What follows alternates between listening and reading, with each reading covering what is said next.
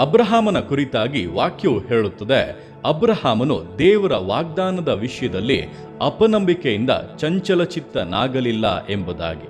ದೇವರ ವಾಗ್ದಾನಗಳನ್ನು ಹೊಂದಿ ಅದರ ನೆರವೇರುವಿಕೆಗಾಗಿ ಕಾಯುವಂಥ ಸಮಯದಲ್ಲಿ ಬಹಳ ಮುಖ್ಯವಾಗಿ ಗಮನಿಸಬೇಕಾದ ಒಂದು ವಿಷಯ, ಅಪನಂಬಿಕೆಗೆ ಅವಕಾಶವನ್ನು ಕೊಡದೆ ಚಂಚಲ ಚಿತ್ತರಾಗದೆ ನಂಬಿಕೆಯನ್ನು ಕಾದುಕೊಂಡು ಸ್ಥಿರಚಿತ್ತರಾಗಿರಬೇಕು. ಅದುವೇ ದೇವರು ವಾಗ್ದಾನಗಳನ್ನು ನೆರವೇರಿಸುವುದಕ್ಕೆ ನಮ್ಮಿಂದ ಎದುರು ನೋಡುವಂಥ ಮುಖ್ಯವಾದ ಕಾರ್ಯ.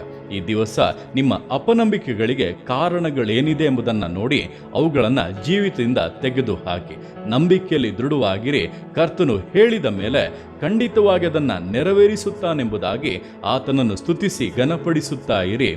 ಖಂಡಿತವಾಗಿ ದೇವರ ಒಂದೊಂದು ವಾಗ್ದಾನಗಳು ಯಥಾಪ್ರಕಾರವಾಗಿ ನಿಮ್ಮ ಜೀವಿತದಲ್ಲಿ ನೆರವೇರಲಿದೆ. ನೀವು ಆತನ ಮಹಿಮೆಗೂ ಆತನ ಅಧಿಕಾರಕ್ಕೂ ಸಾಕ್ಷಿಗಳಾಗಿ ಬದಲಾಗುತ್ತೀರಾ.